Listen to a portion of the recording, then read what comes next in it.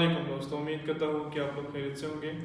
دوستوں آج میں آپ کو ڈاکٹر سر احمد کی ویڈیو بتاؤں گا جو آج کل اسرائیل و فلسطین کی جو جنگ شروع ہے اس کے بارے میں ہے دوستوں کہ کیا ہو رہا ہے اور کیا ہونے جا رہا ہے۔ تو بہت ہی بہترین بیان ہے دوستوں، تو آئیے پہلے یہ ویڈیو دیکھتے ہیں پھر ہم اس پر بات کرتے ہیں۔ اگرچہ میں اس موضوع پہ تقریریں کر چکا ہوں لیکن آج پھر اس گفتگو کے حوالے سے بات چیزیں تازہ کرتا ہوں۔ اس وقت عالمی سطح پر یہودی جمع عیسائی بریکٹ میں کر لیجیے اور امریکہ جمع یورپ یہ بریکٹ میں کر لیجیے، ان کا اندر معاملہ کیا ہے؟ اصل جو ہے اس میں پیچھے مائنڈ ہے، ماسٹر مائنڈ، سازشی ذہن، وہ یہود کا ہے۔ باقی عیسائی آلہ کار بن گئے ہیں۔ جو 100% آلہ کار ہے یہود کا وہ پروٹیسٹنٹس ہیں۔ پروٹیسٹنٹزم یہود ہی نے پیدا کرایا تھا، یہود ہی نے یورپ کے اندر سود کا رواج شروع کروایا، ورنہ سود حرام تھا وہاں پر بھی، یوزری بھی اور کمرشل انٹرسٹ بھی، دونوں حرام تھے، یہ یہودیوں نے کروایا۔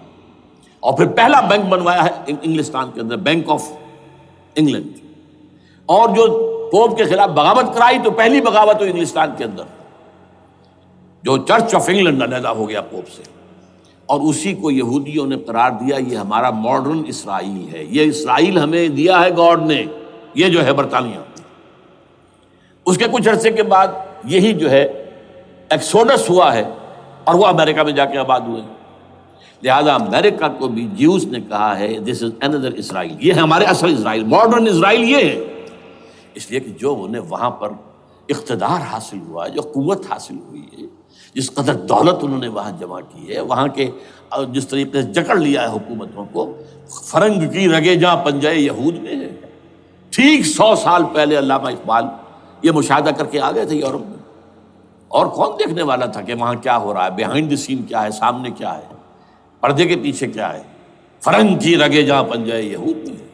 اس وقت فرنگ کا امام تھا برطانیہ، یہ وہ سلطنت تھی جس پر سورج کبھی غروب نہیں ہوتا تھا۔ آج وہ فرنگ کا امام امریکہ ہے۔ یہ برطانیہ تو اب وہ جو ایک نظم ہے کہ بچپن میں پڑھی تھی، London bridge is going down going down going down, اس کی مثال ہے۔ برطانیہ کی کوئی حیثیت ہی نہیں ہے، ورلڈ پاور کی حیثیت نہیں ہے، وہ تو چھوٹا بھائی اس نے بنا رکھا امریکہ نے اپنا، تو اس حیثیت سے جو ہے اس کی کوئی حیثیت ہے، ورنہ کوئی اور حیثیت نہیں۔ بہرحال ان دونوں میں یہ ہے کہ پیچھے ماسٹر مائنڈ، سازشی ذہن، پلاننگ، سکیم ساری یہودیوں کی۔ اعلی کار امریکہ سب سے بڑھ کر، اس کے بعد برطانیہ، اور اس میں اصل پروٹیسٹنٹس، ان میں بیپٹسٹ، ان میں اس سے بھی آگے بڑھ کر ایونجلسٹ، جن کو کہتے ہیں بورن اگین کرسچنس، جن کو کہتے ہیں نیو کنزرویٹو کرسچنس، یہ تمام اصطلاحات آپ اخبارات میں پڑھتے ہوں گے، ان کو گروپ کرنے ہیں۔ یہ اصل اعلی کار، ان کو ایک نیا نام دیا گیا ہے کرسچین زائنسٹ۔ ایک یہودی زائنسٹ ہیں، سارے یہودی زائنسٹ نہیں ہیں، بہت سے یہودی ہیں جو یہ زائنسٹ کے مخالف ہیں۔ چنانچہ میری ہیوسٹن میں ملاقات ہوئی تھی ڈاکٹر وشو گرانٹ، بہت بڑا پروفیسر ایمیریٹس یہودی، لیکن یہ کہ اس نے کہا، بڑے اجتماع میں کہا، ہمارا اجلاس تھا وہاں پر، ہم نے یہ جو ہے بلایا تھا ایک یہودی، ایک عیسائی اور ایک مسلمان، تینوں جو ہے وہ تقریریں کریں۔ انہوں نے کہا تھا کہ وی آر ناٹ سپورٹنگ اسرائیل۔ اس نے وہ عیسائی جو آیا ہوا تھا پروفیسر، اس کی طرف they are supporting Israel, we are not supporting اسرائیل۔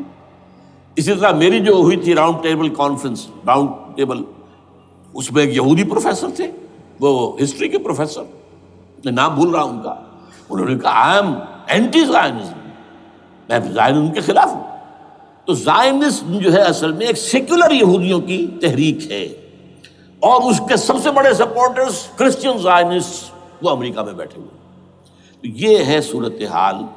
یہ جان لیجئے کیتھولکس جو ہیں یہ اتنے پرو یہودی نہیں ہیں، اب رفتہ رفتہ وہ بھی اس کے اندر آ کر شامل ہو گئے۔ یورپ جو ہے زیادہ Catholics, Roman Catholics, Roman Catholics کا یہ بھی آپ نے جملہ پڑھ سنا ہوگا کہ یہ جو ترکی جو ہے ہمارا ملک، یہ جو کوشش کرتا رہتا ہے گھسنے کی یورپین یونین کے اندر، تو ایک دفعہ جان شراق نے کہا تھا، بڑا پیارا جملہ تھا، Why doesn't Turkey understand that we are a Christian club؟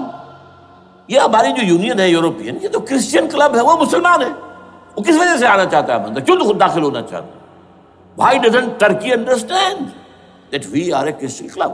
لیکن یہ ہے رومن کیتھولکس، اور ان کا میں بعد میں آپ کو بتاؤں گا.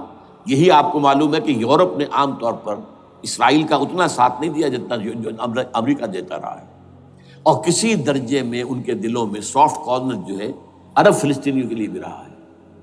یہ معاملہ ایران کے بارے میں بھی رہا ہے، جس قدر اسٹرانگ ایکشن امریکہ لینا چاہتا ہے یہ جو ہے اس کے ساتھ نہیں ہے.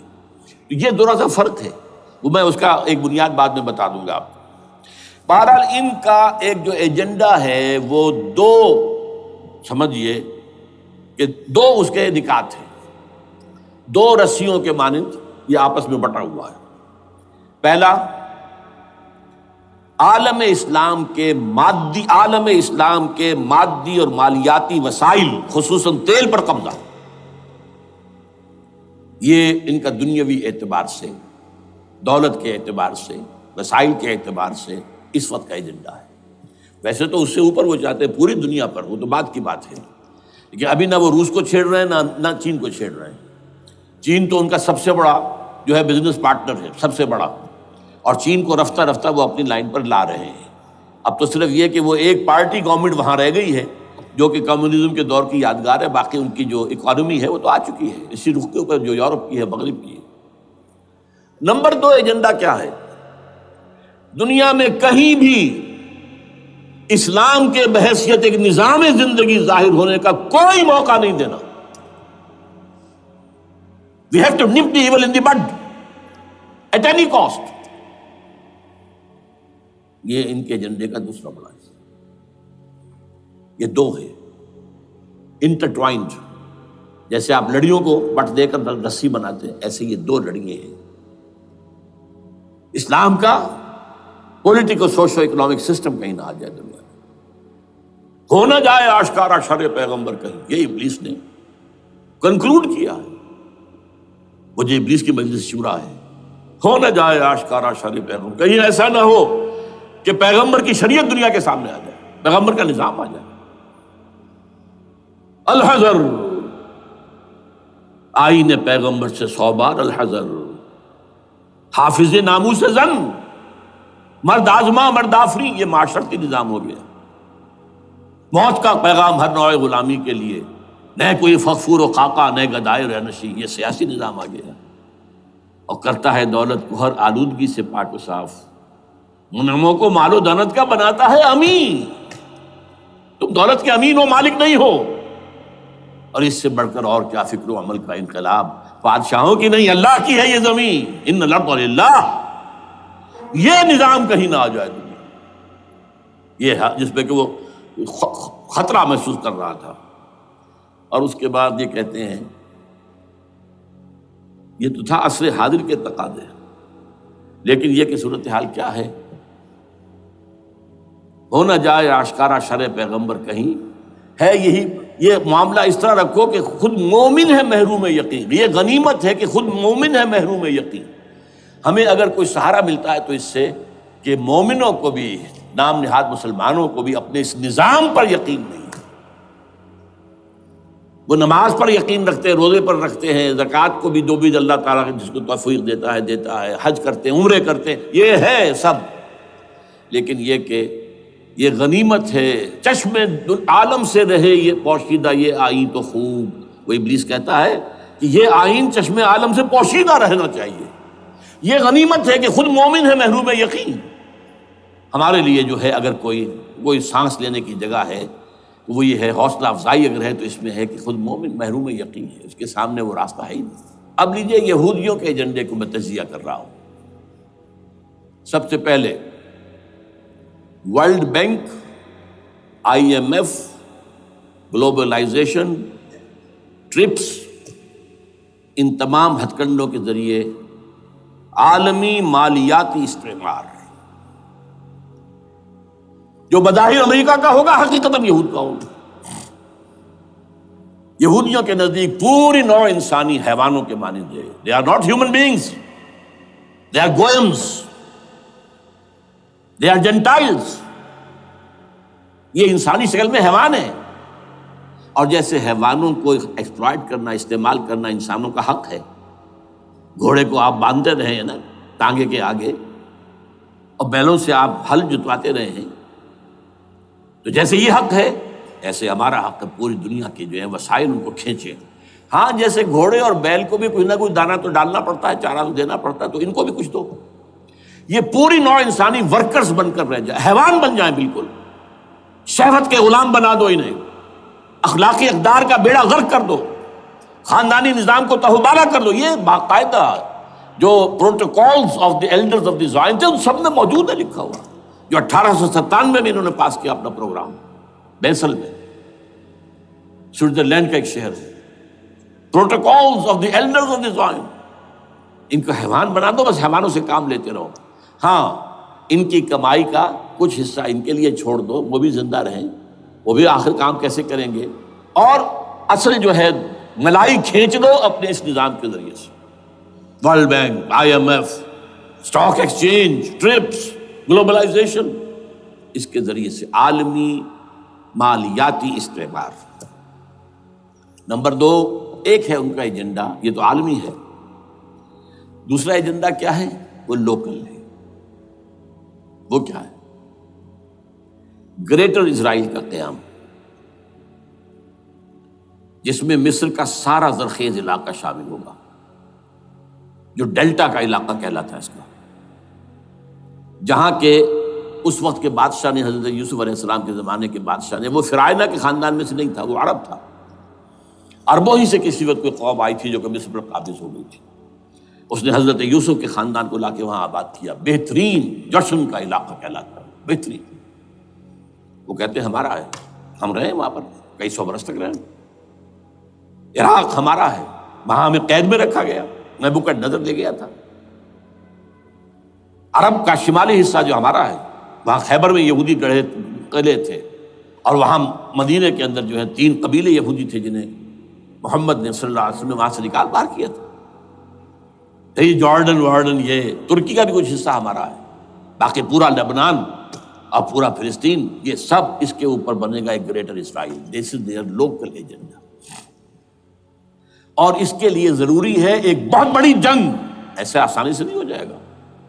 آرمگیڈون، جس کو حضور نے فرمایا الملحمۃ العظمیٰ، الملحمۃ الکبریٰ، بہت بڑی جنگ، جس کی خوفناکی اور تباہ ناکی کا اندازہ اس سے کیجئے. حضور فرماتے ہیں کہ اگر ایک باپ کے 100 بیٹے یا ایک دادا کے 100 پوتے ہوں گے تو ان میں سے 99 ختم ہو جائیں گے، ایک بچے گا. اور ایک جگہ فرماتے ہیں اتنی اموات ہوں گی، اتنی لاشیں ہوں گی کہ ایک نفاست پسند پرندہ جو ہے، جو گندگی پہ نہیں اترنا چاہتا.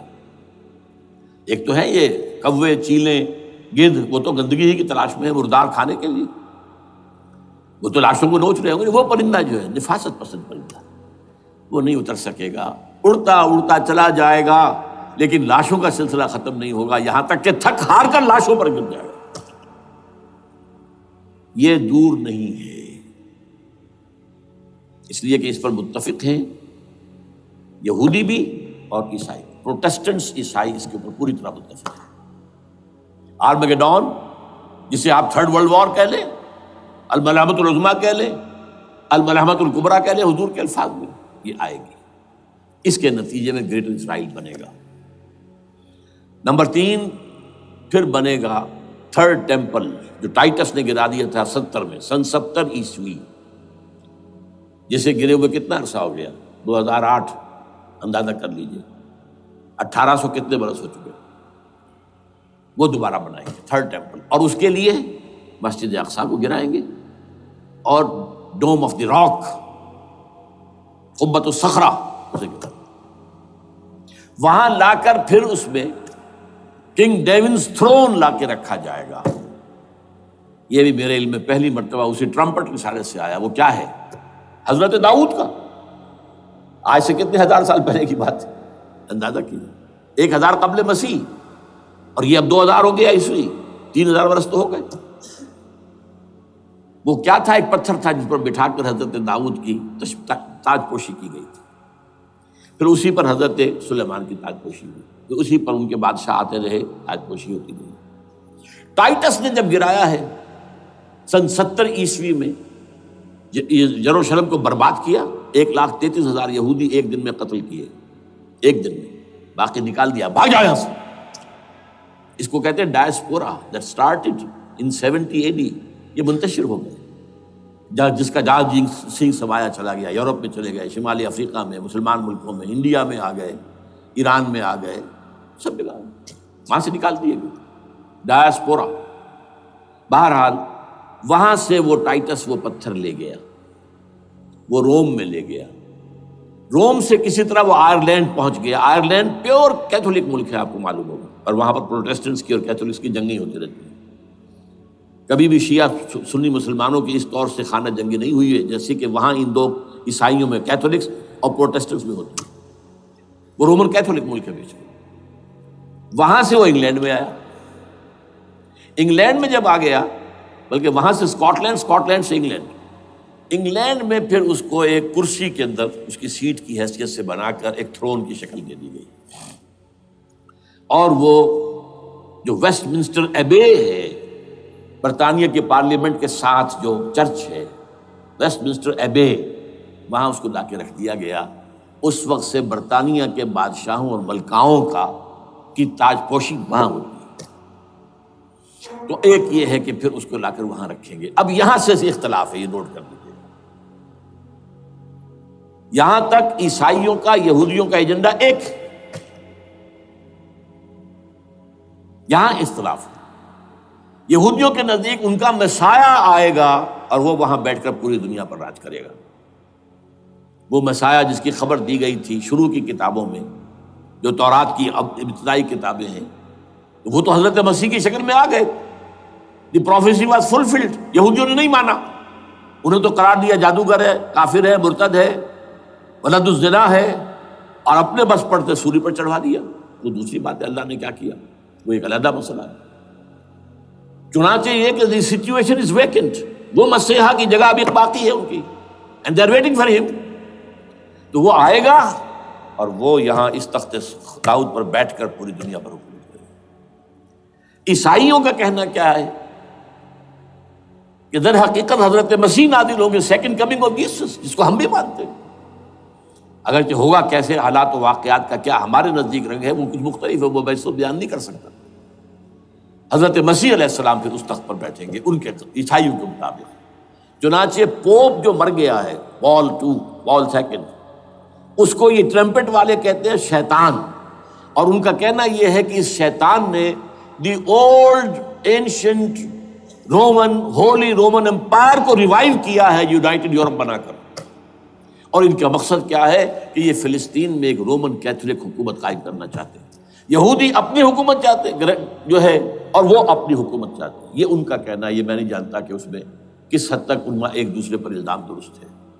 لیکن جیسے کہ آپ کو معلوم ہے کہ انڈونیشیا کے اندر بھی ہوا تھا، ایک جزیرے کو تقسیم کر دیا، ایک حصہ جو ہے اس کا وہ رومن کیتھولک ریاست بن گیا. شاید نائجیریا میں بھی اس طرح کا معاملہ ہوا ہے کچھ تھوڑے علاقے کے اندر، وغیرہ وغیرہ. تو یہ ہے. لیکن بہرحال یہ ان کا. عیسائیوں کا معاملہ کیا ہے؟ میں نے جیسا کہ بتایا کہ یہ تو اس ایجنڈے کے اندر متفق ہے، اور عیسائی بھی ورلڈ ڈومینیشن، مالیاتی جو ہے استعمار، اس کے لیے کوشاں ہیں. لیکن ان کے نزدیک حضرت عیسیٰ ابن مریم آئیں گے علیہ الصلوۃ والسلام، اور وہ حکومت کریں گے. اس پورے ڈرامے کا اسکرپٹ پورا یہودیوں کا لکھا ہوا ہے، اور انہی کی سازش اس پورے ڈرامے کے پیچھے ہے. البتہ بظاہر اس ڈرامے کا بڑا کیریکٹر جس سے آپ ہیرو کہیں وہ امریکہ ہے، اور اس کے تابع یورپ بھی ہے. یہ ہے عالمی سطح پر معاملہ اس وقت. ویسے میری 2 کتابیں جو ہیں اس پر کتابچے ہیں. 4 سال پہلے میں نے اسی مقام پر 2 تقریریں کی تھی. ایک موجودہ عالمی حالات اور اسلام کا مستقبل. وہ دوسرا حصہ جو میں اس وقت نہیں چھیڑ رہا، ہوگا کیا اصل میں، جس میں یہ ہے کہ کہیں اسلامی ریاست قائم ہو، خلافت کا نظام قائم ہوگا کہاں ہوگا یہ میں بحث نہیں کر رہا. حضرت مہدی کا ظہور ہوگا، وہ آئیں گے عرب کے اندر. پھر یہ ہے کہ وہ جو گریٹر اسرائیل کے خلاف جہاد ہوگا، اور اللہ کرے گا کہ رفتہ رفتہ یہ ممالک جو ان سے لے لیے جائیں گے، یہاں تک کہ بالآخر ایک یہودی اعلان کر دے گا میں ہوں مسیح، جس کو کہ عیسائی بھی کہتے ہیں اینٹی کرائسٹ، اور یہ کہتے ہیں یہ بیپٹسٹ بھی کہ اینٹی کرائسٹ جو ہے وہ یہودی ہوگا. جبکہ کچھ عرصے پہلے بہت بڑا پروپیگنڈا ہوا تھا کہ اینٹی کرائسٹ جو ہے، دجال جو ہے وہ تو مسلمان ہوگا، نہیں، لیکن وہ کہتے ہیں کہ ہوگا، یہودی ہوگا، اور پھر اس یہودی کو قتل کریں گے حضرت مسیح، دی ریئل مسیح، اصل مسیح جو اٹھا لیے گئے درمیان میں، وہ آئیں گے اور ان کے ہاتھوں دجال بھی قتل ہوگا، اور پھر مسلمانوں کے ہاتھوں ایک ایک یہودی ختم ہوگا، پھر ایک عالمی اسلامی ریاست قائم ہوگی حضرت مسیح کے ہاتھوں، اور وہاں پر حضرت مسیح، ایک حدیث میں آتا ہے، 40 برس تک پوری دنیا پر حکومت کرے گی۔ بہرحال یہ دوسرا پکچر ہے جو ہمارے سامنے، میں اس وقت کی تفصیل میں نہیں جا رہا، جو ان کے سامنے پکچر ہے وہ میں نے آپ کو بیان کر دیا۔ اب اس میں تجزیہ کیجئے افغانستان پر حملے کا اصل سبب، جو میں نے دو بتایا نا، دو لڑیاں ہیں ان کے ایجنڈے کی، ایک اسلام کہیں ظاہر نہ ہو جائے، اسلام کا نظام ظاہر نہ ہو جائے، اور ایک مسلمانوں کے مالیاتی، خاص طور پر تیل کے وسائل پر قبضہ۔ اب افغانستان میں کیا ہوا ہے، یہ سارا معاملہ تھا اسلام کا راستہ روکنے کے لیے، کہ یہاں تو اسلام ایک شکل دکھا رہا ہے اپنی، اور اگر انہیں موقع مل گیا تو یہ تو ایک ایسی ویلفیئر اسٹیٹ قائم کر دیں گے، زکوٰۃ کا نظام قائم ہو جائے گا تو اعلیٰ ترین ویلفیئر اسٹیٹ قائم ہو جائے گی، اور اگر یہاں پر جو ہے یہ ساری سزائیں نافذ ہو گئی، معاشرہ کرائم فری ہو جائے گا، لوگوں میں محبت ہوگی، مساوات ہوگی، اور یہ کہ عام لوگوں کے لیے ویلفیئر ہوگا، اور یہ سامنے نظام آ گیا تو پھر ہمارا یہ نظام کیپٹلزم یہ کہاں رہے گا، اس کو تو منہ چھپانے کی جگہ نہیں ملے گی۔ لہذا افغانستان پر حملے کا اصل موٹیو یہ ہے۔ البتہ یہ ساتھ ہی یہ بھی تھا کہ افغانستان کے راستے سے سینٹرل ایشین سٹیٹس جو ہیں ان سے پائپ لائنیں لا کر، اور وہ پھر کہیں گوادر کے آس پاس سمندر تک لائے جائے، تاکہ ہم وہاں کے جو ہے ڈرین کر سکیں، جو تیل اور گیس کے ذخائر ہیں سینٹرل ایشین سٹیٹس کے اندر، جو مسلمان سٹیٹس ہیں، تو اس کے لیے راستہ جو ہے وہ لینا چاہتے تھے افغانستان سے۔ اب وہ جہاں تک افغانستان کا تعلق ہے وہ تو ان کے قبضے میں ہے، جب چاہیں کر لیں۔ اب پاکستان کا معاملہ جو تھا وہ، جیسا کہ میں نے کہا کہ اس کا راستہ وہ رک گیا، جبکہ انہیں واپس جانا پڑ گیا، لیکن انہوں نے افغانستان میں کوشش کی۔ طالبان کے زمانے میں یونیکول جو ہے ان کی سب سے بڑی جو ہے کمپنی ہے، اس نے مذاکرات کیے، وہ دیکھ کر حیران رہ گئے کہ یہ ان پڑھ، یہ ملے ملاٹے جو ہیں یہ تو بڑے ٹف بارگینر ہیں۔ اس طریقے سے پاؤں جما کر طالبان نے جو ان کے ساتھ مذاکرات کیے ہیں اور ان سے اپنی شرطیں پیش کی ہیں کہ وہ گھبرا کر بھاگ گئے۔ یہ صورتحال بھی تھی افغانستان پر قبضہ کرنے میں، لیکن یہ ہے کہ اصل کیا تھا کہ وہ اسلام کی کوئی شکل دنیا کے سامنے نہ آنے پائے، جو ان کا میجر ہے۔ اسی لیے پورا عالم کفر جمع ہے، امریکہ، یورپ، روس، چین، سب جمع ہے، بھارت تو ہے ہی ہے، یہ سب جمع ہے۔ آپ نے یاد ہوگا جب لال مسجد کا حادثہ ہوا ہے اور ہمارا یہ بدبخت اور بدمعاش انسان، اس نے صرف خود جان بوجھ کر اسے بڑھایا، ایک پھنسی کو پھوڑا بنایا، اس میں پھر شگاف دیا اور شاباش لی ہے۔ امریکہ سے شاباش آ گئی، نیٹو سے شاباش آ گئی، رشیا سے شاباش آ گئی، چائنا سے شاباش آ گئی۔ وہ چونکہ محسوس کر رہا تھا کہ اندرون ملک تو میری اب کشتی ڈگمگا رہی ہے، ڈاواڈول ہے، I have to have more support from outside, اور for that I have to do it۔ کہ دیکھو میرے عین قلب میں پاکستان کے یہ پھوڑا نکل آیا تھا، یہ بنیاد پرستی کا اور یہ شدت پسندی کا اور یہ تنگ نظری کا اور یہ فلاں کا، یہ دہشت گردی کا، اور میں نے دیکھو کیسے اس میں چیرا دیا ہے، کتنے لوگوں کو ختم کر دیا ہے۔ اچھا، اس میں یہ بھی ذہن میں رکھیے کہ افغانستان کے بارے میں یہودیوں کے علم میں ہے کہ حضور کی حدیثیں کیا ہے۔ حضور کی حدیث ہے یخرج من خراسان رایات سود، خراسان کے علاقے سے کالے جھنڈے لے کر فوجیں چلیں گی، لا یردھا شیء، کوئی طاقت ان کو رخ نہیں موڑ سکے گی، حتیٰ تنصب بیلیا، یہاں تک کہ وہ آ کے بیت المقدس میں جھنڈے گاڑ دیے جائیں۔ دے نو اٹ، یہ جان لیجیے، یہ لوگ پڑھے لکھے لوگ ہیں۔ میں آپ کو ایک واقعہ سناتا ہوں۔ جب 1967 میں یہودیوں کو فتح ہوئی بہت بڑی، اور پورا یروشلم اب ان کے قبضے میں آ گیا، ایسٹ یروشلم جو کہ ابھی جارڈن کے قبضے میں تھا، تو جب موشے دایان تھا وہ کانا، وہ داخل ہوا فاتح کی حیثیت سے، تو اس کے ساتھ ایک ربائی تھا، بہت بڑا چیف ربائی، یہودیوں کا بہت بڑا عالم، اور وہ رو پڑا. تھا تو فتح کا وقت، خوشی کا، رویا. So this is the beginning of the end. یہ الفاظ آئے اخبارات کے اندر، گویا کہ اب یہ آخری ڈرامہ جو ہے شروع ہو گیا ہے. وہ آخری ڈرامہ انہیں معلوم ہے ان کی تباہی پر ختم ہونا ہے. اس میں حضرت مسیح کے نزول کے بعد یہ ٹرمپٹ والا بھی لکھتا ہے کہ 80% یہودی قتل ہو جائیں گے، اور میں سمجھتا ہوں کہ 20% اگر صحیح ہے اس کی بات، تو وہ ہوں گے جو اب حضرت مسیح پر ایمان لے آئیں گے. باقی 80% اپنے اس کفر پر اڑے رہیں گے اور قتل ہوں گے. اسی طرح حضور کی ایک حدیث ہے کہ جب یہودیوں کا قتل عام ہو رہا ہوگا، اگر مسلمان قتل کریں گے، تو اگر کسی درخت کے پیچھے یہودی چھپا ہوگا تو درخت پکارے گا، اے مسلمان، ہاں عبداللہ آؤ ادھر، یہ میرے پیچھے یہودی چھپا ہوا، قتل کرو اسے. کسی پتھر کے پیچھے چھپے گا تو پتھر بولے گا، سوائے ایک درخت غرقد کے، کہ غرقد یہودیوں کا درخت ہے، وہ پناہ دے گا. اور آج اسرائیل میں سب سے بڑی پلانٹیشن غرقد کی ہے. They know it. اسی لیے افغانستان، خراسان، یہ افغانستان کا ہارٹ ہے افغانستان. اور یہ بھی جان لیجئے، ہمارا جو مالاکنڈ سے اوپر کا علاقہ ہے یہ بھی خراسان کا حصہ ہے، اولڈ خراسان، جیسے گریٹر خراسان کہا جاتا ہے ہسٹری میں.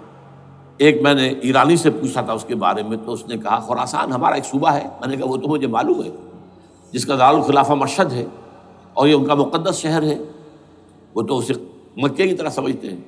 بہرحال میں نے کہا میں پوچھ رہا ہوں پرانا خراسان بزرگ. تو خراسان بزرگ کا انہوں نے بتایا پورا افغانستان اس میں شامل، اور پھر یہ اسٹیٹس جو ہیں سینٹرل ایشین اسٹیٹس، اور ایران کا ایک حصہ اور پاکستان کا ایک حصہ، یہ جو مالاکنڈ کہلاتا ہے. اور یہ بڑی معنی خیز بات ہے کہ وہیں مالاکنڈ سے تحریک چلی ہے، جو اصل تحریک ہے طالبان پاکستان، وہ سوات سے چلی ہے. بہرحال اس وجہ سے، اس پہلو سے یہ جو ہے افغانستان پر حملے کا سب سے بڑا سبب وہ تھا. دوسرا جو تھا وہ یہ کہ ان کو جو پائپ لائن لے کے آنی تھی اس کے لیے، لیکن وہ ظاہر بات ہے کہ اس میں جو ہے جو طالبان نے وہ ان کی چکمے میں نہیں آئے. اس پر ایک کتاب ہے کہ جو انگریزی میں ہے عابد اللہ جان کی، Afghanistan the genesis of the last crusade. Afghanistan سے آخری صلیبی جنگ کا سلسلہ شروع ہو رہا ہے. بہت جو ہے چشم کشا ہے، معلومات افزا ہے، انگریزی میں ہے. اچھا، عراق میں معاملہ برعکس تھا. عراق میں تیل کا معاملہ بھی تھا تو صرف امریکہ کا تھا. جو یورپ ہے وہ زیادہ تر کیسپین کے ایریا کے تیل کی طرف نگاہیں رکھتا ہے. یہ جو ہے یہ اصل میں سارا جو ہے یہ امریکہ کا معاملہ. اور دوسری طرف یہ کہ یہاں کو مذہبی سلسلہ نہیں تھا، حالانکہ تھا، وہ یہودیوں کا تھا.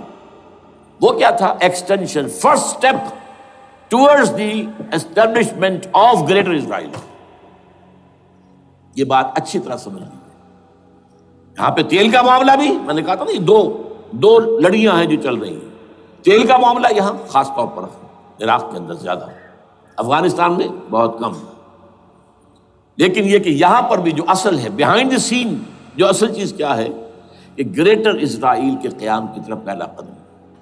میں یاد دلاتا ہوں آپ کو، جب فرسٹ گلف وار ہوئی تھی جس میں عراق کا بھرکس نکال دیا گیا تھا، اس کے اختتام پر کہا تھا شوارز کرافٹ، جو ان کا کمانڈر ان چیف تھا الائٹ فورسز کا، اس نے صاف کہا تھا، مجھے آج تک ایک ایک لفظ یاد ہے، We fought this war for the protection of Israel.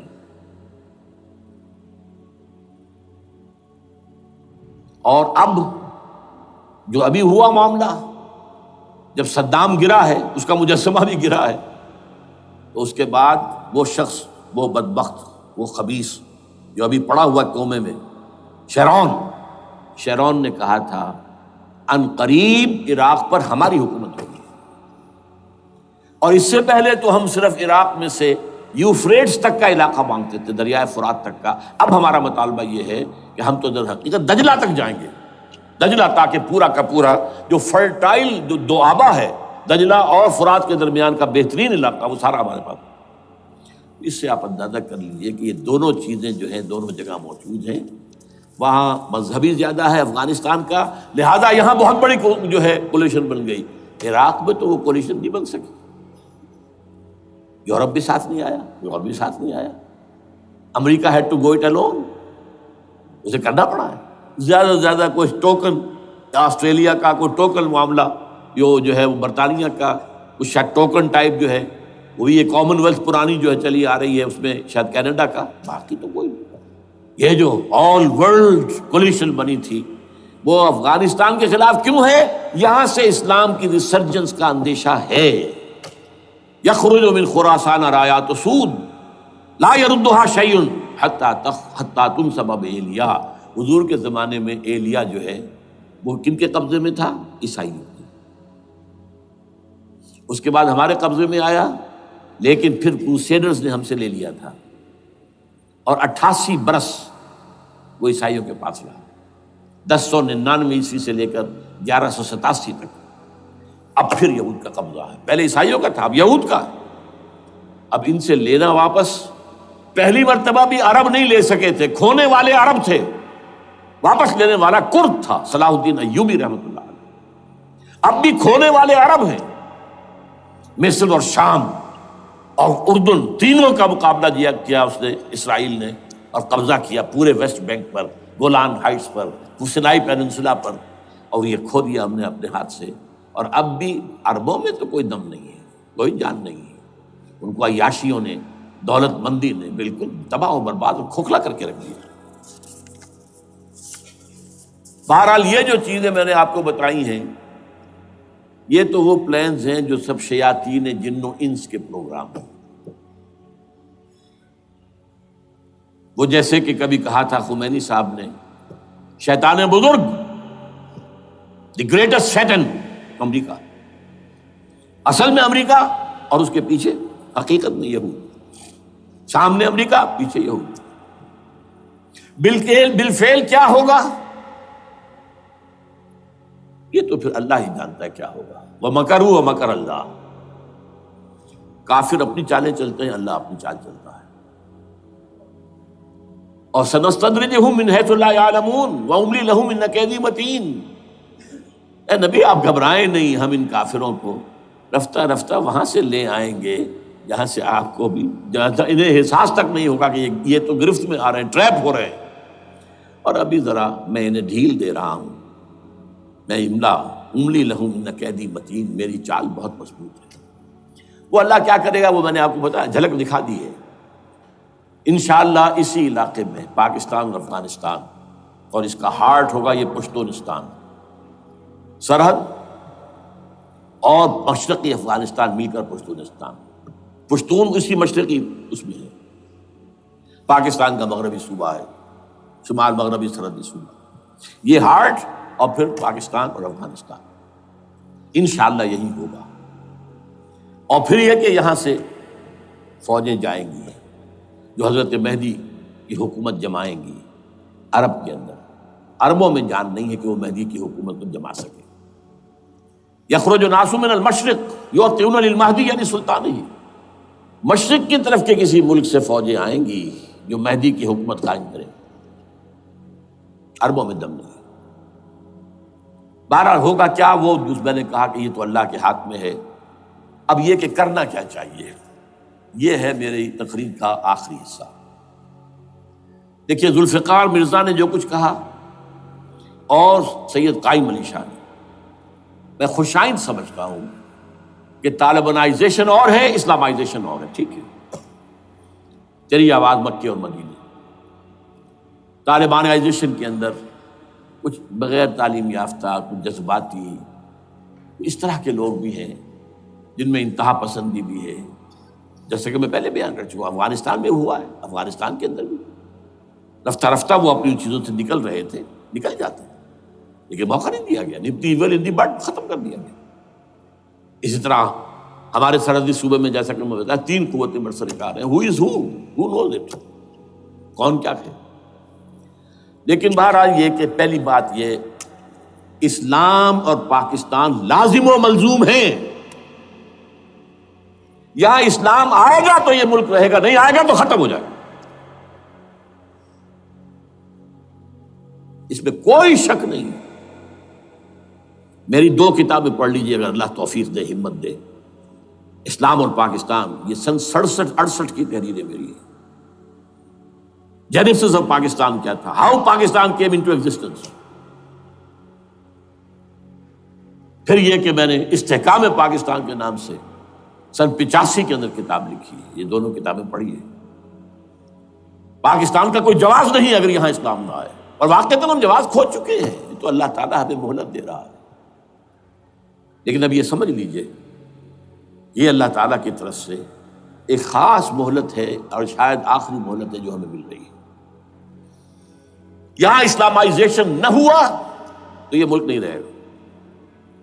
میں یہاں آپ کو ایک شعر سنا دوں. ہے تو ایک ایسی شخصیت کا جو کچھ کنٹروورشل بھی ہو گئی، بعد میں بدنام بھی ہو گئی. ایک زمانے میں جماعت اسلامی کے بڑے مخلص کارکن تھے وہ، مولانا کوثر نیازی. انہوں نے ایک بڑا تلخ شعر کہا تھا، اسلام کو اگر تیری فضا راس نہ آئے، اے میرے وطن تجھ کو کوئی آگ لگائے. ہمیں اسلام چاہیے، اور اسلام نہیں آئے گا تو یہ ملک نہیں رہے گا. کوئی زرداری، کوئی نواز شریف اس ملک کی بقا کی ضمانت نہیں دے سکتا. اس کی بقا ہے اگر تو اسلامائزیشن میں. 61 سال کی ہماری بے وفائی اللہ کے ساتھ کیے ہوئے وعدے کی، اس کا ایک عذاب ادنا ہم جھیل چکے ہیں. 71 یاد کی سن 71، پاکستان 2 لخت. 93,000 مسلمان پاکستانی بھارت کی قید میں بھیڑوں بکریوں کی طرح ہانک کر لے جائے گئے، ٹرکوں میں بھر بھر کر، جیسے کہ ڈیرہ غازی خان سے بھیڑیں بکریاں آتی ہیں لاہور میں ذبح ہونے کے لیے. کنسنٹریشن کیمپس میں ہمارے ٹائیگر نامی جرنیل نے پیش کیا اپنا ریوالور. کتنے لوگ مارے گئے، کتنا فساد ہوا. مسلمان کے ہاتھوں مسلمانوں کا خون کتنا ہوا. یہ اللہ کا ایک خاص عذاب ہوتا ہے. میں نے وہ آیت آپ کو سنائی تھی، قل هو القادر على ان يبعث عليكم عذابا من فوقكم او من تحت ارجلكم. اے نبی سے کہہ دیجیے اللہ اس پر قدرت رکھتا ہے، جب چاہے تم پر کوئی عذاب اوپر سے بھیج دے، تمہاری زمین کے نیچے سے نکال دے. زلزلہ آیا تھا کہ نہیں؟ او یلبسکم شیعا، ایک تیسری شکل بھی ہے. نہ اللہ آسمان کو کوئی تکلیف دے، نہ زمین کو. زمین پھٹے گی تو آدمی جائے گا نا اندر، بلکہ تمہیں گروہوں میں تقسیم کر کے او یلبسکم شیعا فیذیق بعضکم بعض بعض، تو ایک دوسرے کی قوت کا ایک دوسرے کو مزہ چکھائے. تم خود ایک دوسرے کے گلے کاٹو. ہمیں کسی اور قوم کو تکلیف دینے کی ضرورت نہیں ہوگی. یہ کام ہمارے ساتھ ہو چکا ہے 1971 میں. بہرحال اب اس کے بعد بھی تاخیر تو ہماری جو کی تو ہے. اب ہم اس جگہ پر پہنچ گئے کہ شاید اب عذاب الاکبر آنے والا ہے. وہ آیت بھی میں نے شروع میں پڑھی تھی، وَلَنُذِيقَنَّهُم مِّنَ الْعَذَابِ الْأَدْنَىٰ دُونَ الْعَذَابِ الْأَكْبَرِ لَعَلَّهُمْ يَرْجِعُونَ. چھوٹا عذاب آیا سن 71 میں پاکستان. بہرحال مغربی پاکستان تو برقرار رہا، اس کا نام بھی پاکستان رہا. اب شاید بڑا عذاب آ رہا ہو، بلکنائزیشن جس کے نقشے جو ہیں دنیا میں شائع کیے جا چکے ہیں. اور اس اسلامائزیشن کے لیے جو میں کہہ رہا ہوں کہ اس کے بغیر یہاں پاکستان نہیں رہے گا، اس کے لیے اس کی جو دستوری، تدریجی، قانونی، پرامن اگر راستہ اختیار نہ کیا گیا تو ملیٹنسی بڑھے گی. یہ رکنے والی نہیں ہے. یہ جو اوپر کا جو علاقہ ہے، ایک ٹرائنگل ہے جس کا نقشہ کھینچا ہے ایک بہت بڑے مصری ادیب اور مورخ نے، شکیب ارسلان ان کا نام تھا.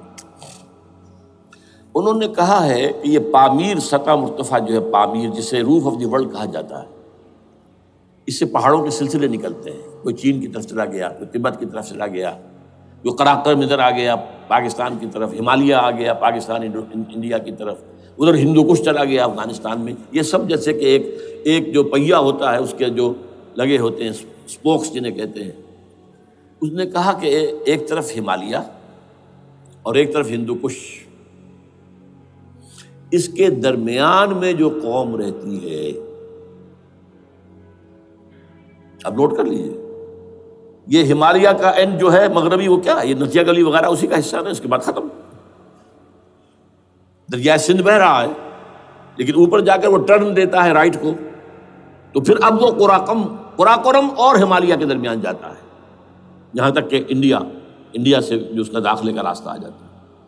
لیکن یہ جو ہے یہ درمیانی راستہ، یہ اصل میں ہندو کش ادھر اور ہمالیہ ادھر، اس کے درمیان جو قوم آباد ہے، اور اس ٹرائنگل کا بیس ہے مالاکنڈ کا پہاڑ، مالاکنڈ، ہمالیہ، ہندو کش۔ اس ٹرائنگل میں جو قوم آباد ہے، شکیب ارسلان کہتا ہے اگر پوری دنیا میں اسلام کی نبضیں ڈوب جائیں تب بھی یہاں کے لوگوں میں اسلام کی نبض چلتی رہے گی۔ یہ وہ علاقہ ہے جہاں سے پاکستان کے طالبان کا آغاز ہوا، جہاں سے پرامن تحریک چلی تھی، اس کا راستہ روک دیا گیا۔ اب وہ شدت پسندی پر آ گئے، اور یہ شدت پسندی بڑھے گی اگر آپ نے تشدد سے روکا، اگر امریکہ کے چمچے بنے رہے، اگر امریکی ایجنڈے ہی کو پورا کرتے رہے اور اپنے لوگوں کو مارتے رہے، تو جواب میں گرک چراغ حقیقت کو گل کیا تم نے، تو موج دودھ سے صد آفتاب ابھریں گے۔ یہ اب جو آ رہے ہیں، کہاں سے آ رہے ہیں آپ کے یہ خودکش حملہ آور؟ یہ وہی ان لوگوں کے رشتہ دار ہیں نا جو امریکی بمبارڈمنٹ میں مارے گئے ہیں۔ کتنے ہیں جن کے بچے ختم ہو گئے، بیٹے مر گئے۔ یہ جو ہمارے ہاں ایک کمانڈوز کے کیمپ کے اوپر جو حملہ ہوا تھا، اور خودکش بمبار، جس سے کہ شاید 18-19 بہترین آپ کے کمانڈوز ختم ہوئے تھے، وہ کون تھا؟ وہ خود کمانڈو تھا، اندر کوئی اور تو جا ہی نہیں سکتا تھا، یہ کمانڈوز کا کیمپ تھا، اور اس کے میس میں لوگ کوئی جا سکے، وہ خود کمانڈو تھا۔ اس کی بیٹی لال مسجد کے اندر جلی تھی۔ اب آپ اندازہ کیجئے کہ اس کے دل میں جو کھول رہا تھا اس کا جذبہ، اس نے اس کو ٹھنڈا کیا خود جان دے کر۔ تو یہ جان لیجیے، ادھر باجوڑ میں حملہ ہوا تھا، ادھر جو ہماری ملٹری پریڈ کے اوپر حملہ ہو گیا۔ تو یہ بات رکے گی نہیں، اور یہ ظاہر بات ہے کہ اب شمال سے لے کر نیچے تک کی بات ہے۔ وہاں پر بھی میں نے شروع بھی کہا تھا، یہ خطرہ حقیقی ہے، غیر حقیقی نہیں ہے، وہمی اور خیالی نہیں ہے۔ اس لیے کہ اب جو اس علاقے سے جا رہے ہیں ہجرت کر کے کراچی، وہی ان کی جگہ ہے، وہیں پر ان کے رشتہ دار ہیں، محسود ہیں، وزیری فلاں ہیں، یہ ہیں وہ ہیں، وہاں وہ جا رہے ہیں۔ اور وہاں پر بھی ظاہر بات ہے کہ جو کچھ ہو رہا ہے افغانستان میں اور جو کچھ ہو رہا ہے شمال سرحدی صوبے میں، اس کا ایک تسلسل ہوگا۔ میں یہاں یہ عرض کر دوں آپ سے کہ تقریباً 4 سال قبل، بلکہ 4.5 سال، میں انتہائی مایوسی کو پہنچ چکا تھا کہ پاکستان کا وجود باقی نہیں رہے گا۔ میں نے یہی تقریر کی ہے 29 فروری سن 2004 کو، اسی جگہ۔ پاکستان جواز کھو چکا، یہ اسلام کے نام پر تھا، ویئر از اسلام؟ جو اسلام یہاں وہ تو بھارت میں بھی ہے، وہ تو امریکہ میں بھی ہے، وہ کہاں ہے اسلام کا سیاسی نظام، اسلام کا تعزیراتی نظام، اسلام کا کرمنل لا، اسلام کا سول لا، اسلام کے فیملی لاز کہاں بنائے تھے اس شخص نے جو فیلڈ مارشل بنا تھا، خود ساختہ، جو اس نے قوانین بنائے تھے؟ تمام علماء نے کہا تھا، تمام مکتبہ فکر کہ غلط ہے، تحریک کوئی نہیں اٹھائی، یہ ان کی غلطی تھی، کوتاہی تھی۔ جمہوریت کی تحریک میں شامل ہو گئے، اس پر کوئی تحریک نہیں چلائی۔ بہرحال وہ نظام کہاں ہے؟ وہ نظام تو قائم نہیں کیا۔ اس حوالے سے یہ اپنا جواز کھو چکا ہے۔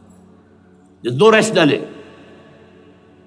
ریزون دیت جسے کہتے ہیں فرینچ کے اندر، ریزون دیت کو کسی چیز کی ریزن، ریشنل آف ایگزسٹنس۔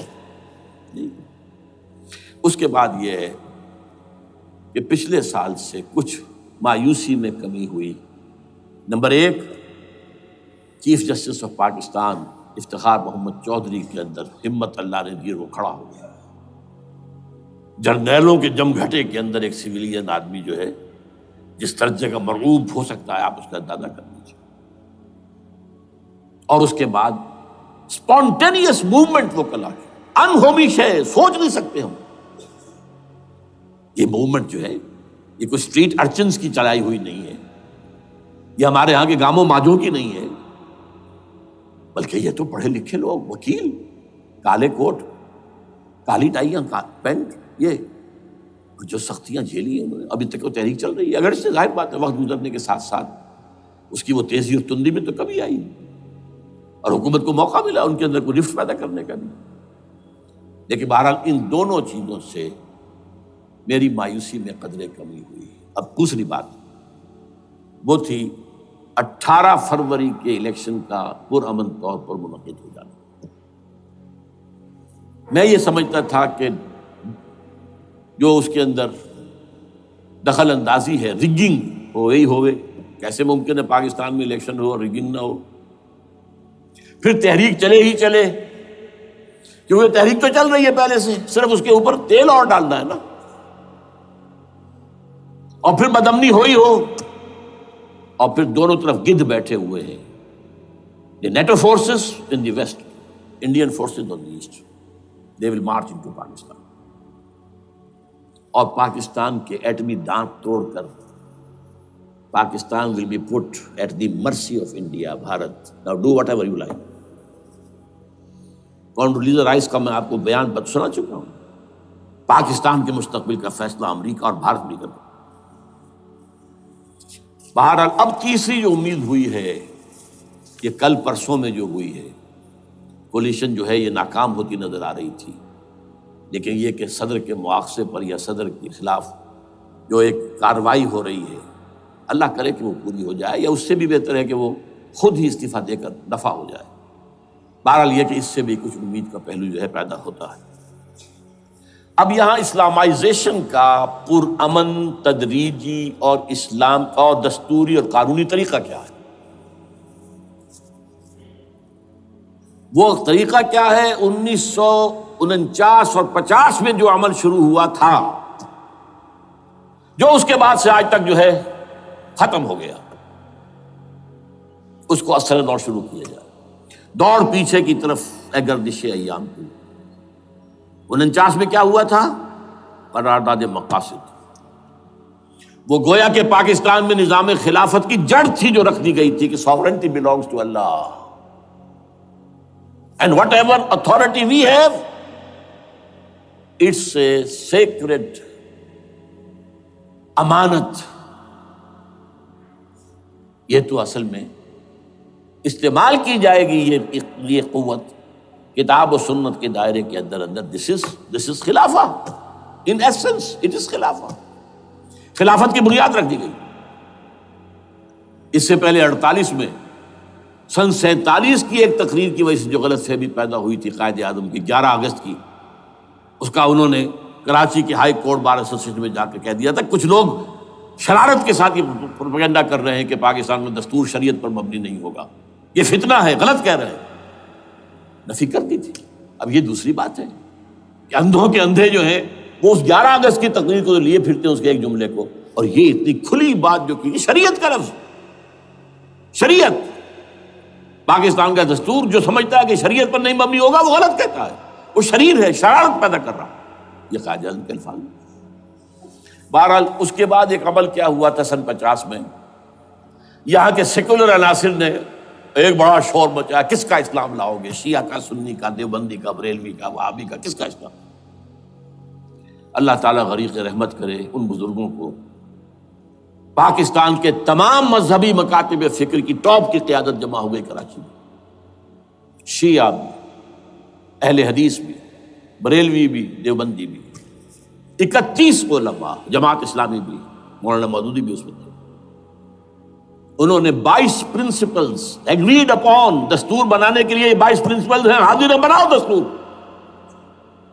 اب کوئی دلیل نہیں رہی، کوئی عذر نہیں رہا، تمام مکاتب فکر کے لوگ جمع۔ بعد میں ہوا کیا ہے، اس میں کس کا کتنا رول ہے، یہ بڑی درد بھری داستان ہے، میں اس وجہ کو چھیڑنا نہیں چاہتا۔ حاصل کیا ہے، وہاں سے ہمارا پروسیس ڈیریل ہوا، کچھ اپنوں کے کیے، کچھ بیرونی دباؤ کے تحت۔ قرارداد مقاصد کی سزا دی گئی لیاقت علی خان کو، تم نے پاس کرائی ہے، اسے ایسے قتل کیا گیا کہ سراغ تک نہیں ملا کہ کس نے قتل کیا۔ یہ ایسے تو نہیں ہوتا، اس میں پیچھے بڑے بڑے کریکٹرز، بڑے بڑے کردار۔ اب اس کے بعد وہ عمل کیسے شروع ہو؟ ضیاء الحق نے جو ایک ادارہ قائم کیا تھا فیڈرل شریعت کورٹ، اصولی اعتبار سے بہترین قدم تھا۔ وہ کیا تھا؟ یہ شریعت کورٹ ہے، اس میں کوئی شخص لائے پٹیشن کہ پاکستان کا فلاں قانون جو ہے میں ثابت کرتا ہوں کتاب و سنت کے منافی ہے، یا کورٹ سو موٹے لے لے کسی بھی معاملے کو، ایگزسٹنگ جو قوانین ہیں ان کا جائزہ لے کہ اس میں یہ پورا قانون یا اس کی یہ شق جو ہے یہ خلاف شریعت ہے، اس پر آرگومنٹ ہو، دونوں طرف کے دلائل ہوں، علماء بھی آئیں، وکلاء بھی آئیں، بحث کریں۔ شریعت کورٹ کا تو میدان ہوتا کھلا۔ بالآخر اگر کورٹ فیصلہ دے دے کہ ہاں یہ ایگزسٹنگ قانون یا جو قانون قابل زیر غور ہے بننے جا رہا ہے یہ خلاف شریعت ہے یا جزوً شریعت کے خلاف ہے، تو وہ اسے کینسل کر دے گا اور کہہ دے گی کورٹ کہ اگر یہ مرکزی معاملہ ہے تو مرکزی حکومت، صوبائی معاملہ تو صوبائی حکومت اتنی مدت میں 3 4 6 مہینے کے اندر اندر اس کی آلٹرنیٹ لیجسلیشن کر لے، جیسے ہی مہلت ختم ہوگی یہ قانون ڈیفنکٹ ہو جائے گا۔ اصولی اعتبار سے اس سے زیادہ صحیح اسکیم کوئی نہیں سوچ سکتا، آج بھی میں قائل ہوں۔ لیکن یہ بدبختی تھی اس شخص کی، ضیاء الحق کی، اس کو بالکل غیر مؤثر کر دیا۔ 2 ہتھکڑیاں پہنا دی، 2 بیڑیاں پہنا دی۔ کانسٹیٹیوشن آف پاکستان آپ کے دائرۂ کار سے خارج ہے، یہ سیکریٹ کاؤ ہے، ہاتھ نہ لگانا۔ جو جوڈیشل پروسیجرل لاز ہیں، ضابطۂ دیوانی، ضابطۂ فوجداری، یہ بھی تمہارے دائرے سے خارج ہے۔ مالی معاملات 10 سال تک خارج، اور فیملی لاز مستقل خارج۔ انا للہ و انا الیہ راجعون۔ اب کرنے کا کام کیا ہے؟ نمبر 1، فیڈرل شریعت کورٹ کے دائرے پر جو تحدیدات ہیں، لیمیٹیشن ختم کی جائیں یکسر۔ نمبر 2، اس کا سٹیٹس کم سے کم ہائی کورٹ کے درجے کا ہونا چاہیے۔ نمبر 3، اس میں جید علماء کو لا کر بٹھایا جائے، ان کی میجورٹی ہونی چاہیے، وکلاء بھی ہوں، جدید تعلیم کے جدید قانون کے جاننے والے، لیکن علماء بھی ہوں۔ اگر آپ جید علماء کو لے آئیں گے تو پھر وہ جو عام مولوی ہے بیچارہ، وہ جو پوری طرح نیم خواندہ ہے یا نیم تعلیم یافتہ ہے، یا ہمارا عام آدمی ہے جو طالبان کے انداز کے اندر وہ شدت پسندی پر آ گیا ہے، اسے یہ اندازہ نہیں ہے کہ دین میں اہمیت کس شے کی اول ہے، پھر دوسری کون سی، سالوی شے کون سی ہے۔ اب اس کے بجائے علماء، جدید علماء، تمام جو ہے مسالک کے علماء اس میں شامل کیے جائیں۔ اس کے فیصلوں پر نظر ثانی کا کھلا موقع ہونا چاہیے، ایک دفعہ عدالت فیصلہ کر دے، نظر ثانی کا موقع ہونا چاہیے، اور کسی شہری کی طرف سے پیٹیشن آئے یا سو موٹو، وہ جائزہ لے اور ایک ایک کر کے قوانین جو ہے غلط ختم، ان کی جگہ پر لیجسلیشن پارلیمنٹ ہی کرے گی یا صوبائی اسمبلی کرے گی۔ کورٹ کا کام لیجسلیشن نہیں ہے۔ وہ یہ کہہ سکتا ہے کہ یہ معاملہ جو ہے شریعت سے تجاوز کر گیا ہے، یا فلاں جو قانون تم بنانے چلے اس کی یہ شق جو ہے شریعت کے خلاف ہے، بس فیصلہ یہ دے گی۔ ظاہر بات ہے لیجسلیشن اس کا کام نہیں، لیجسلیشن جو کرے گی آپ کی نیشنل اسمبلی کرے گی، آپ کی صوبائی اسمبلی کرے گی، لیکن وہ اس کا متبادل قانون لے آئیں اور پہلا قانون ختم ہو جائے گا۔ اچھا، اس عرصے کے دوران جو کونسل آف اسلامک آئیڈیالوجی پر ارب روپیہ خرچ ہوا ہے، اس کی رپورٹوں کے انبار لگ گئے ہیں، کسی ایک سفارش کو بھی آج تک پارلیمنٹ میں پیش نہیں کیا گیا، اور اس میں جید علماء رہے ہیں اور تمام مکاتب فکر کے علماء رہے ہیں۔ ان کی رپورٹوں کو رفتہ رفتہ پارلیمنٹ کے سامنے لایا جائے اور ان کے ذریعے سے نئی قانون سازی کی جائے۔ اگر آپ یہ قانونی دستوری راستہ کھول دیں گے اور تجدیداً اس طریقے سے Islamization of laws of Pakistan ہو جائے، تو ظاہر بات ہے کہ پھر جو دہشت گرد ہیں، دہشت پسند ہیں، جن کو آپ خطرہ کہہ رہے ہیں، خطرہ، طالبان آنند، طالبان آ گئے، طالبان آ رہے ہیں، اب ڈرو اور بچو اور مقابلے کی تیاری کرو اور اسلحہ تیار کرو، اگر یہ کام کریں گے تو پھر ظاہر بات ہے کہ وہ تو فساد ہوگا، اور فساد کا نتیجہ کیا نکلے وہ اللہ ہی بہتر جانتا ہے۔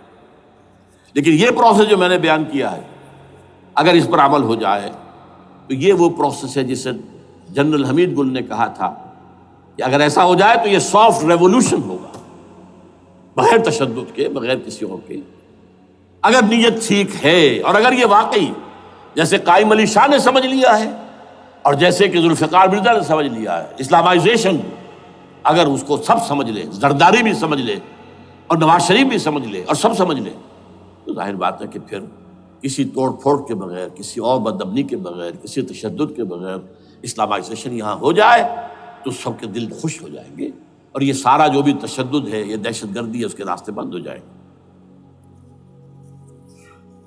اگر ایسا نہیں کرتے تو غیر تعلیم یافتہ یا نیم تعلیم یافتہ، جن کو کوئی پورا تصور نہیں ہے، نہ دنیا کے حالات کا علم ہے، نہ شریعت کے جو اصل مصادر اور منابع ہیں، اصل سورسز، ان تک رسائی ہے، بس کچھ چیزیں سن رکھی ہیں۔ یہ تو معلوم ہے انہیں کہ داڑھی رکھنی ہے، سنت ہے، لیکن یہ کہ یہ فرض تو نہیں ہے بھائی، پھر اس کی کوئی خاص مقدار تو معین نہیں ہے، یہ تو نہیں جانتے۔ ویڈیوز ہیں، آڈیوز ہیں، ان میں گانے ہیں، اس میں آپ کو معلوم ہے کہ عریانیت ہے، جو بھی ویڈیوز ہیں، اور وہ تو ان کو جلائیں گے ان کی دکانوں میں۔ آپ تعلیم دے رہے ہیں لڑکیوں کو، وہ جانتے ہیں جو تعلیم آپ دینا چاہتے ہیں، آپ تو ڈانس کی تعلیم کو بھی وہاں پر نافذ کر رہے ہیں۔ آپ نے تو تعلیم کا شعبہ ہی دے دیا اسماعیلیوں کے ہاتھ میں، لہذا ان کا تو رد عمل ہوگا، ہوئے۔ اس کا راستہ اگر روکنا ہے تو اس پروسیس سے جو میں نے بیان کر دیا ہے، جس کو میں بیان کر رہا ہوں نہ معلوم کب سے، نواز شریف صاحب، ان کے والد میاں محمد شریف صاحب مرحوم، اور شہباز شریف صاحب اور عباس شریف صاحب چاروں میرے پاس آئے تھے، 2 دفعہ آئے تھے، اور میں نے یہ ترمیمی بل پیش کیا تھا جس کے آئٹم میں نے آپ کو گنوا دیے۔ بہرحال نہیں کیا کچھ انہوں نے، لیکن یہ کہ اگر یہ نہیں کریں گے تو یہ کہ دوسری طرف یہ سمجھ لیجئے اس وقت پاکستان کے دینی مدرسوں میں شدید تحریک چل رہی ہے۔ لال مسجد یہ ایک سمبل بن چکا ہے، یہ ایک علامت ہے، اور یہ ملیٹنسی کی طرف بہت بڑی تعداد میں، خاص طور پر جو طالب علم ہیں عربی مدارس کے، طالبان کی سورس یہی تو ہے نا، یہی تھے جن سے کہ افغانستان میں طالبان ابھرے تھے اور یہیں سے پاکستان کو ابھر رہے ہیں۔ ان کے اندر شدید لہر ہے، اور کوئی بہت بڑا فساد ہو گیا اگر خدا نہ خواستہ تو that will be the end of Pakistan. اس سے بچنا ہے تو وہ راستہ اختیار کریں جو میں نے بیان کر دیا ہے، جو میں سال سے بیان کر رہا ہوں۔ دستور کا ترمیمی بل بنا کر دیا ہے، اسے عام بھی کیا ہے۔ البتہ اس عرصے میں ظاہر بات ہے کہ ہم کیا کریں گے، ہمارا کوئی پروگرام کسی ملیٹنسی کی طرف جانے کا نہیں ہے، ہم اسے مفید نہیں سمجھتے بلکہ مضر سمجھتے ہیں۔ یہ کاؤنٹر پروڈکٹیو ہے۔ ہمارے سامنے پروگرام کیا ہے؟ سے نکاتی پروگرام، بڑے پیمانے پر دعوت ایمان بذریعہ قرآن، نمبر 1۔ میری تمام سرگزشت کھوئے ہوئوں کو جستجو، میری سرگزشت جو ہے 50 سال سے اسی میں ہے، قرآن کو پڑھنا، پڑھانا، سیکھنا، سکھانا، عام کرنا، اور الحمدللہ ایک بڑی ٹیم تیار کر دی ہے میں نے اللہ کے فضل سے، جو یہ کام کر رہی ہے۔ دعوت ایمان بذریعہ قرآن، اور جو ایمان واقعتاً لے آئیں، جس کا ثبوت ہوگا شریعت پر عمل، جس چیز پر عمل کیا جا سکتا اور نہیں کرتے تو آپ مجرم۔ ہاں ظاہر بات ہے اس سے ایک حصہ ایسا ہے جس پر ہم عمل نہیں کر سکتے جب تک کہ نظام نہ بدل جائے۔ چور کا ہاتھ میں نہیں کاٹ سکتا، آپ نہیں کاٹ سکتے، لیکن جتنے پر عمل ممکن ہے اس پر عمل۔ ایسے لوگوں کو آرگنائز کیا جائے، بیعت کا نظام، مسنون نظام، قرآن میں معصور، مسنون، منصوص، یہ سارا نظام اس کی بنیاد۔ ایک آدمی کا، وہ آدمی کہے کہ بڑھو تو بڑھو، وہ کہے کہ رک جاؤ تو رک جاؤ۔ نمبر 3، ان لوگوں کا تزکیہ، اور میں بتا چکا ہوں تزکیہ اور تربیت۔ تزکیہ کس بات کی؟ کوئی امنگ، کوئی ولولہ، کوئی مقصد، کوئی تمنا دل میں نہ رہے سوائے اللہ کی رضا کی۔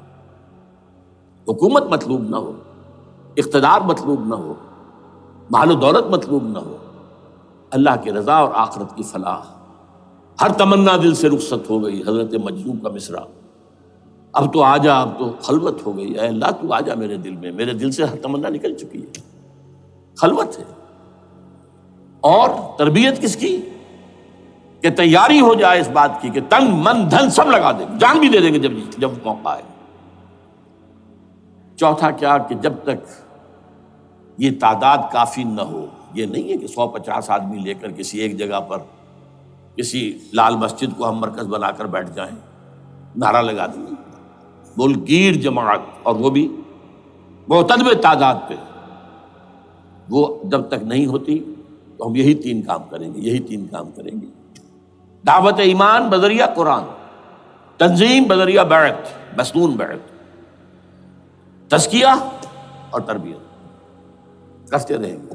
بانشہ درویشی در ساز دمادم زن، دمادم زن، دمادم، یہی کام کرتے رہو۔ نو ملیٹنسی، نو الیکشنز۔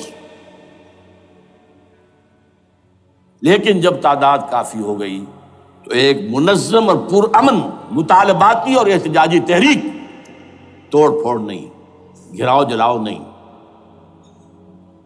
جیسے گاندھی نے شروع کی تھی، نمک بناؤ تحریک، سول ڈس اوبیڈینس، لیکن کسی نے کوئی توڑ پھوڑ نہیں کی تھی۔ اپنے سر ان کے پھوٹے ہیں، بڑے سے بڑے لیڈروں کے، مولانا ابوالکلام آزاد اور پنڈت جواہر لال نہرو کے سر پھٹے ہیں، ہزارہ لوگ جیلوں میں گئے ہیں، انہوں نے کسی کو کچھ نہیں کہا۔ اسی کا نقشہ ایرانیوں نے دکھایا، 20,000 سے لے کر 30,000 تک جانیں دے دی، ہتھیار نہیں اٹھائے،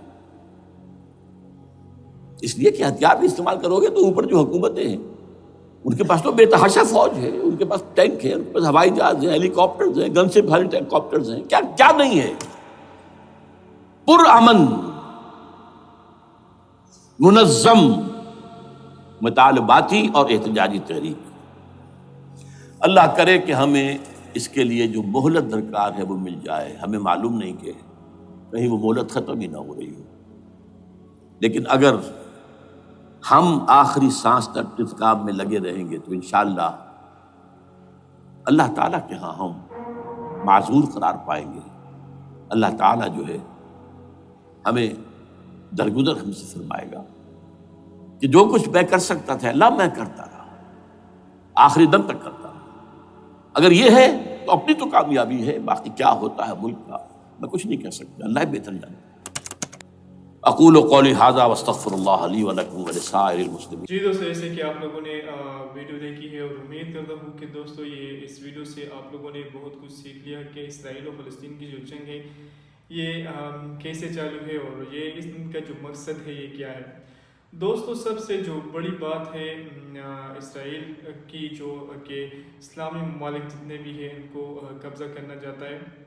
سب سے پہلے جو ڈاکٹر سعد احمد نے بات کی ہے کہ امریکہ اور اسرائیل ان دونوں کے جو دوستوں بہت بڑے پلان ہیں۔ اگر سب سے جو بڑا اسلامی ممالک میں ان کا اپنے غلام بنانا دوستو، ان کے جو آہستہ آہستہ ان کے جو چال ہے وہ پھیلانا، ان کے جو سب سے جو بڑا چال ہے دوستو وہ یہی تھا کہ ورلڈ بینک بنانا، IMF جتنے بھی ممالک ہیں ان کو مالی امداد سے مالا مال کرنا، پھر ان کو وہی مال جو ہے ان قوموں کو جو ہے اپنے قبضے میں کرنا ہے کہ یہ لوگ ترقی نہ کر سکے۔ سب سے جو بڑا پلان ہے دوستو، صرف اور صرف بظاہر تو دوستو یہ امریکہ کو ظاہر کر رہے ہیں کہ ورلڈ بینک IMF جو امریکہ کے، لیکن سب سے جو بڑا جو سازش ہے یہ جو ہے اسرائیل کا ہے۔ IMF جو ہے دوستو یہ اسرائیل کا ہے، یہ صرف اور صرف اسلامی ممالک کو جو ہے وہ قبضہ کرنا چاہتے ہیں، ان کو جو ہے اپنا غلام بنانا چاہتے ہیں۔ اور ہمارے حکمران جو ہے دوستو یہی وجہ ہے، ہم آج کل جو پیچھے ہیں یہی وجہ ہے کہ ہم اسرائیل کے حکم پہ چل رہے ہیں، ہم جو ہے امریکہ کے حکم پر چل رہے ہیں۔ جو کچھ بھی ہو، جو اگر کوئی بھی معاہدہ اگر کر رہا ہو، جو کوئی نوٹیفیکیشن جاری کرنا ہو، سب سے پہلے ہم IMF سے پوچھیں گے۔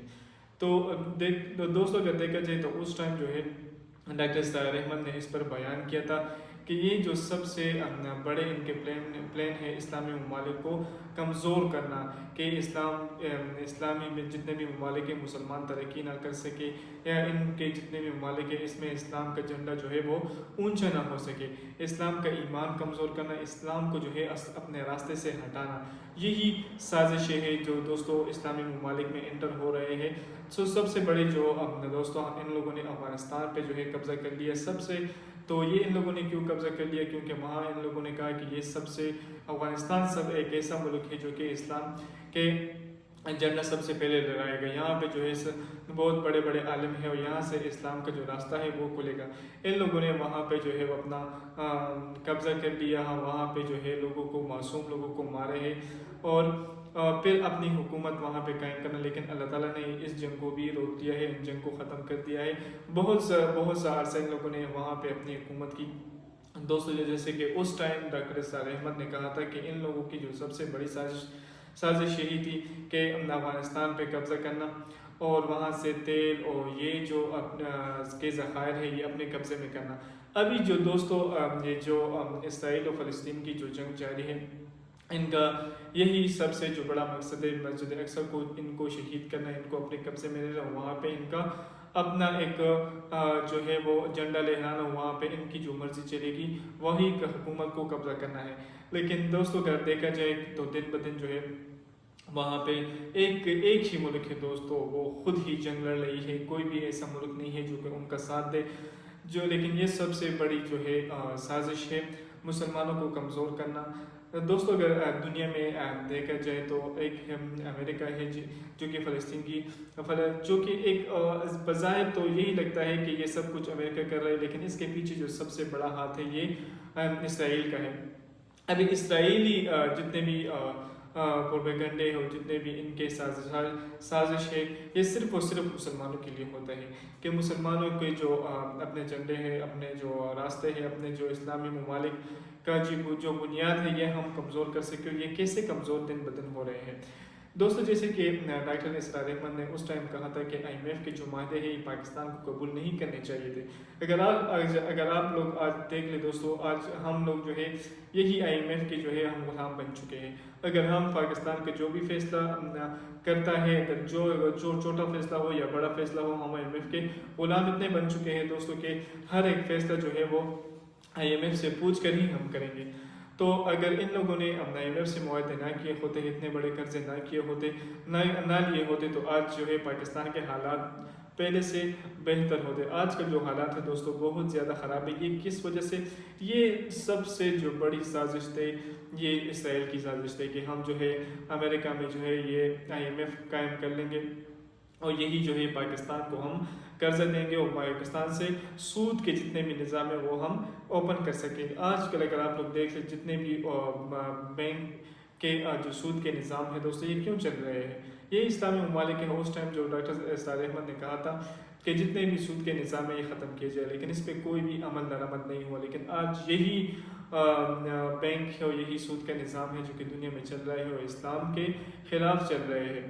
तो दोस्तों सबसे जो बड़ा हमारे पास जो मसला है वो हम यही है कि हम जो है अपने पाँव पर नहीं करें। अभी तक जो पाकिस्तान का जो सिस्टम है वो दिन ब दिन जो है वो कर्ज़ों में मुब्तला होता जा रहे हो और IMF के हम गुलाम होते जा रहे हैं। आजकल जो दोस्तों सबसे जो बड़ा मसला था, अभी जो सबसे बड़ा मसला है दोस्तों इसराइल और फ़लस्तीन की जो लड़ाई है। लेकिन मैं एक छोटा सा यहाँ पे एक मसला बयान करूँगा। पाकिस्तान के जितने भी फैसले होते हैं वो असम्बली में जितने भी फैसले होते हैं क्या यही हमारे हुक्मरान है, यही जो है सियासत में हमारे वज़ीर आज़म है, जो कुछ भी है ये सबसे पहले वही फैसले पूछता है किससे? IMF से पूछता है कि क्या हम ये फैसला कर रहे हैं या हम। सबसे जो बड़ी अभी हमारे पास जो प्रॉब्लम क्रिएट हुई थी यहाँ पे, तो मुझे ये बात नहीं करनी चाहिए थी दोस्तों, लेकिन ये बात मैं थोड़ी सी बताऊँगा कि आजकल जो बिजली का सबसे बड़ा मसला आया था तो पाकिस्तान के हुक्मरानों ने यही फैसला यही जो हमारे पास नोटिफिकेशन था ये IMF के पास रखा है कि हमारे आवाम को यही मसला है, हम क्या करें। तो कोई भी आवाम को रिलीफ नहीं मिली है। ये क्यों नहीं मिली है दोस्तों? एक मुल्क है जो कि अपने आवाम को रिलीफ देता है, अपने आवाम को जितने भी मसाइल है उससे बाहर निकालता है, लेकिन यही हमारे पास जो पाकिस्तान है ये मसाइल में घिरा हुआ है। तो सबसे बड़ी जो साजिश थी दोस्तों, मैं जो बात कर रहा था, सबसे जो बड़ी साजिश थी ये इसराइल की साजिश है कि पाकिस्तान जो है हमेशा इस गड़े में गिरा रहे और इसी में पंसा रहे, कभी भी ये निकलना है और कभी भी ये तरक्की ना कर सके। तो दोस्तों अभी जो बात आती है इसराइल की और फ़लस्तीन की जो बात आती है तो बहुत ही जुल्म यहाँ पे हो रहा है, बहुत ज़्यादा जुल्म हो रहा है, मासूम बच्चों का कत्ल हो रहा है, शहीद हो रहा है। जैसे कि डॉक्टर इरशाद अहमद ने उस टाइम जो बात की थी तो यही बात सच हो रही है दोस्तों कि इसराइल और फ़लस्तीन में जो है वो जंग चलेगी। और ये सबसे जो बड़ा इनका जो मकसद है, इनका जो सबसे पीक लेवल का जो टास्क है, मस्जिद अक्सा को जो है वो लोग कब्जा करे और इनको अपने दारुल हुकूमत बनाए और इनको इनका जो जी चाहे इस मकसद को जो है वो मस्जिद को जो है वो ख़त्म करे और अपने जो इरादे हैं यहाँ पे पुख्ता करे, इनकी जो दिल की जो मर्ज़ी है वही कायम करे। तो आज के जो दोस्तों हमारे जो भाई हैं इन पर बहुत बड़ा जुल्म हो रहा है। इसराइली जो है एक अपने आप से जो ताकतवर मुल्क बनाया है, लेकिन यहाँ पे दोस्तों अगर आप लोगों ने ये वीडियो देखी है तो बहुत से फ़लस्तीनी भाई मस्जिद अक्सा में जो है वो इकट्ठे हुए हैं और वही लोग जो है वो अल्लाह अकबर के नारे लगा रहे हैं और जहाद के लिए निकल आए हैं। तो माशाल्लाह दोस्तों उसी टाइम डॉक्टर इस्ताद अहमद ने जो बयान किया था बहुत बेहतरीन बयान किया था इसके ऊपर, लेकिन दोस्तों अगर देखा जाए तो इस पर कोई भी रद्द अमल नहीं हो रही है। हमारे यही पाकिस्तान है वो पुराने फैसलों पर आ रहे हैं और पुराने फैसलों में फंसे हुए हैं। जितने भी ममालिक हैं वो तरक्की कर रहे हैं, अगर वो चीन है, अगर वो जापान है, अगर जितने भी ममालिक हैं मगरबी तहजीब जितने भी ममालिक हैं दोस्तों दिन ब दिन तरक्की कर रहे हैं, लेकिन हम लोग हमेशा से ग़ुलाम हैं और हमेशा से ग़ुलाम रहेंगे। क्या यही हमारी ज़िंदगी है कि हम जो भी फैसला करेंगे IMF से करेंगे? तो इसराइल दोस्तों, अमेरिका और इसराइल ये दोनों एक ही रस्सी के बंधे हुए हैं, लेकिन एक रस्सी को अगर आप लोग एक दूसरे के साथ मिलाए जोड़े तो यही दोनों एक दूसरे के रस्सी में बंधे हुए हैं। अमेरिका में जितने भी दोस्तों बड़े बड़े इदारे हैं, बड़े बड़े सिस्टम हैं, ये अब ज़ाहिर तो अमेरिका के लगते हैं, लेकिन चला कौन रहा है? ये चला इसराइल लगा है। अमेरिका के जितने भी बैंक अकाउंट है, बैंक जितने भी बैंक बैलेंस है, ब्लैक मनी है, जितने भी है, वो सारे कौन चला रहा है दोस्तों? यही इसराइली उन पर कब्जे किए हुए हैं, अपने आदमी बिठाए हुए हैं। और बज़ाहिर ये अमेरिका लगता है, लेकिन सारा सिस्टम इन लोगों ने इसराइल लोगों ने संभाला हुआ है।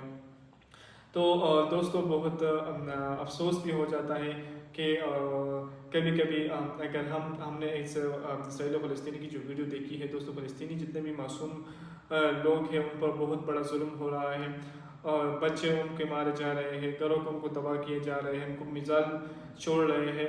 तो जितने भी इस्लामी ममालिक हैं बल्कि उनको भी चाहिए कि इनको भी इन पर थोड़ा सा एक्शन ले, क्योंकि दोस्तों हम मुसलमान ममालिक हैं, अगर हम एक दूसरे के काम नहीं आएंगे तो हमारा काम कौन आएगा? इस बात की तरफ रुझान अगर थोड़ा सा बढ़ जाए तो बहुत बेहतर है। हमारे जितने भी मुसलमान ममालिक हैं, अगर वो अरब है, पाकिस्तान है, जितने भी इस्लामी ममालिक है, वो इन भाइयों का साथ दे कि इन पर जुल्म और सितम हो रहा है। कोई भी मुल्क ऐसा नहीं है जो दोस्तों के इनको इनका साथ दे। लेकिन दोस्तों आप लोगों को इस वीडियो से पता चल गया हो कि जितने भी इसराइली ममालिक हैं इनका जो सबसे बड़ा मकसद है वो क्या है? इनका जो सबसे बड़ा मकसद है वो मुसलमानों का जो नाम है यही मिटाना है और मस्जिद अक्सा है उसको मिटाना है। लेकिन यही माशाल्लाह वहाँ के जो मुसलमान हैं वही मस्जिद अक्सा में जो है वो सारे इकट्ठे हुए हैं और सारे अपने जदोजहद कर रहे हैं और अपना झंडा है वो लहराए हुए हैं और जहाद के लिए जो है निकल आए हैं। तो बहुत ही बेहतरीन वीडियो थी दोस्तों। उस टाइम जो डॉक्टर इस्ताद अहमद ने बयान किया था ये वही सिलसिला आजकल जारी है। एक बात भी दोस्तों अगर झूठी नहीं हुई, जितने भी तमाम बातें हैं वो सच साबित हो रही है। देखो दोस्तों अगर डॉक्टर इस्ताद अहमद ने यही कहा था अगर हम IMF के मुआहदे अगर हम एक्सेप्ट नहीं करेंगे, अगर इनको जो है बिल्कुल हटा लें, पाकिस्तान में अपना सिस्टम में खुद खड़ा होगा। और उस टाइम डॉक्टर इस्ताद अहमद ने कहा था अगर IMF के जितने भी फैसले हैं हम इसको कबूल नहीं करेंगे, IMF से कब्जा हम नहीं लेंगे, बिल्कुल भी इससे बाइकाट करेंगे। लेकिन अगर हम तब तक अगर हमने बाइकाट नहीं किया तो पाकिस्तान एक गुलाम मुल्क बनेगा और हर एक फैसला जो है उनसे पूछ कर करेगा। लेकिन आजकल जो यही फैसले दोस्तों स्टार्ट है और यही फैसले जो है ममालिक में फैले हुए हैं और हम लोग जो कोई भी मसला हो हम गुलाम बन चुके हैं, हमारे फैसले अब कोई और मुल्क करेगा, तो ये कोई अच्छी बात नहीं है दोस्तों।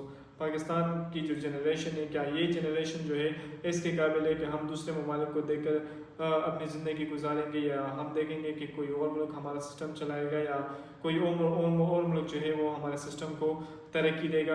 क्या हमारा पाकिस्तान कभी भी तरक्की नहीं करेगा?